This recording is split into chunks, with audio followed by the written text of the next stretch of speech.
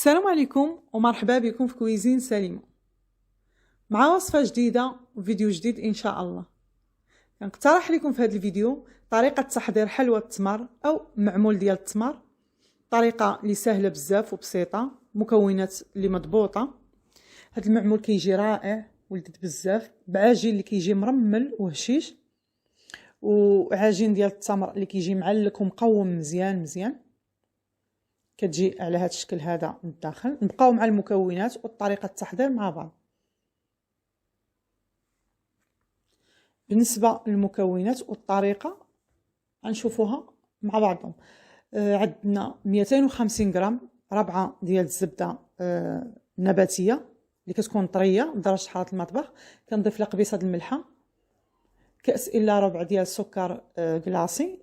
في هذه الوصفه كنحتاجو كاس ديال السكر. انا نقصت واحد شويه حيت غنفندوها في السكر كلاصي. ضفت الفاني، واحد ساشي من سكر فانيلا او لا بودره الا كان عندكم سكر عفوا الفاني بودره.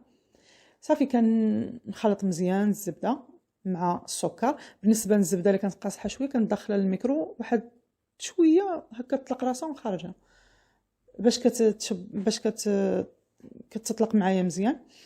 صافي هنا غنضيف كاس ديال زيت نباتيه، كاس مملوء. بالنسبه للكاس العبار هو كاس ديال العنبه. كنخلط مزيان الزبده مع السكر كلاصي مع الزيت حتى تطلق العجين مزيان. ضفت نصف كاس ديال ماء الزهر. بالنسبه للزبده اللي خدمت بها انا خدمت بالزبده نباتيه، واللي كيفضل يخدم بالزبده الحيوانيه يخدم بها بحال طبعا هذيك غتجي لذيذه اكثر. صافي هنايا من بعد ما دمجت مزيان المكونات كاملين وضفت نصف كاس ديال ماء الزهر غنبدا نضيف الدقيق.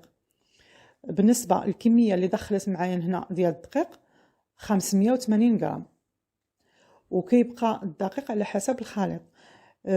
وانا كندمج الزبده او الخليط ديال هاد الحلوى ما كنعجنش، بحال الصابلي تماما، فقط كنجمع بيدي.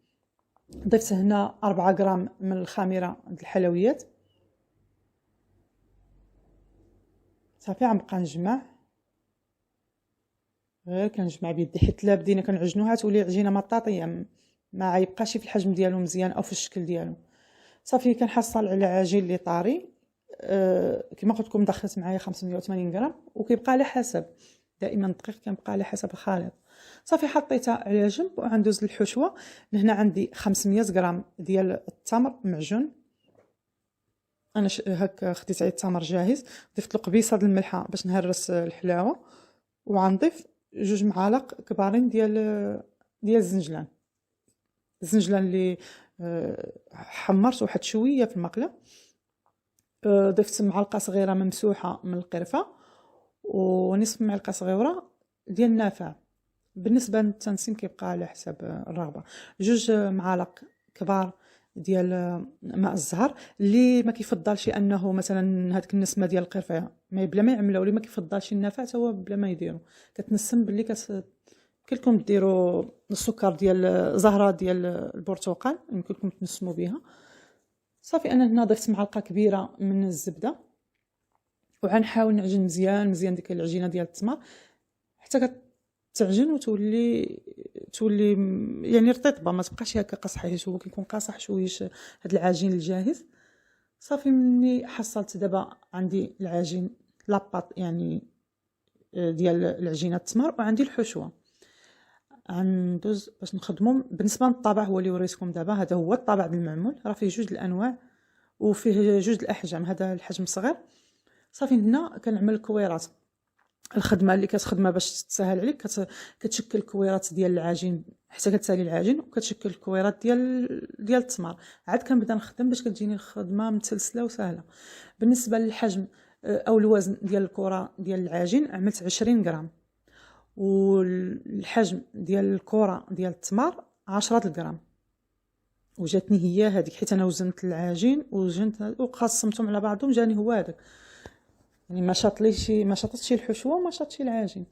صافي من بعد كنبقى نلبس ديك العجين، كندير فيها ديك الحشوه وكنجمع مزيان على شكل كره. كنرجع عاوتاني على شكل كره، يعني الفيديو كيوضح كل شيء. عاد غنطبعها بهذا الطبع المعمول. دائما كنستعن بالدقيق باش ما يلصقليش، باش ما يتبقاش يتخصر العجين او يلصق في الطابع. كندهن الكره في الدقيق، وحتى الطابع مره كنعملو في الدقيق. صافي هنايا انايا صافي بعد ما شكلتها كتجي على هذا الشكل هذا، ماشي كبيره بزاف عاليه وماشي صغير، ماشي العلو ديالها هابط بزاف، ما يجيش المنظر ديالها مزيان. صافي كنبقى هكا نلبس العجين بالكويرات ديال التمر، نرجع عاوتاني نكورو نلوين في الدقيق، نطبع حتى كنسالي الكميه كامله اللي عندي.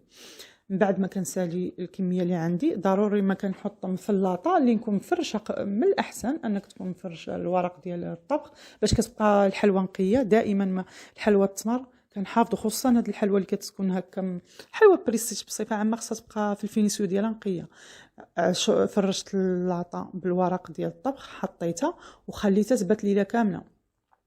ماشي ضروري انك تخليها تبات ليله كامله، خليها غير واحد شويه تنشف هكا باش ديك تحافظ على هاد الزواق ديالها والديكور ديالها. واخا غير شي ساعه ولا 2 ساعات ماشي ضروري. ومن الافضل اذا كان الوقت نخليوها تبات ليله كامله. انا كنت حضرتها في الليل، تنصبح طبختها، دخلتها طيب على درجه حراره متوسطه حتى كطيب من الفوق، عاد كنهبطها من تحت كتحمر غير شويه، ما كنحمروهاش بزاف باش تبقى في الشكل ديالها، كتبقى مزيونه في الشكل ديالها. وصافي كنخرجوها كنخليوها حتى كتبرد مزيان، عاد كنفندوها في سكر كلاصي.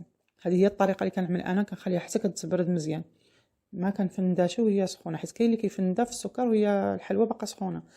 من بعد كما قلت لكم ما بردت كنفندا اما بهذه الطريقه، يعني كنبقى نعملها في وسط السكر هكا، وضروري ما كندوز يدي باش كنبين ديك الرشيمه، وفي نفس الوقت كنحيد عليها الفائض ديال السكر. اولا كنستف بزاف ديال الحليوات هكا في واحد الطبسيل او في هذا الاناء اللي عندي فيه السكر، وكنبقى نرش عليهم كاملين السكر كلاصي. عاد كنبقى ندوز يدي باش تبان لي رشيمه كما قلت لكم، وفي نفس الوقت كنقيوها من ديك شويه ديال السكر اللي زايد. كنبقى هكا حتى كنسالي الكميه كامله. صافي وكنقدمها.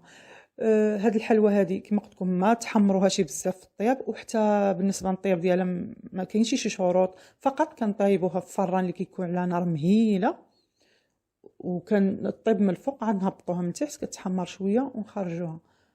كتجي محافظه على الشكل ديالها، كتجي مزيونه بزاف، ديك العجين كيبقى هشيش ومرمل، وحتى الحشوه اللي كتجي معلكه. كنتمنى ان شاء الله اقتراحي ينال استحسانكم وتجربوها وتعجبكم ان شاء الله. الى اللقاء في وصفه جديده وفيديو جديد ان شاء الله.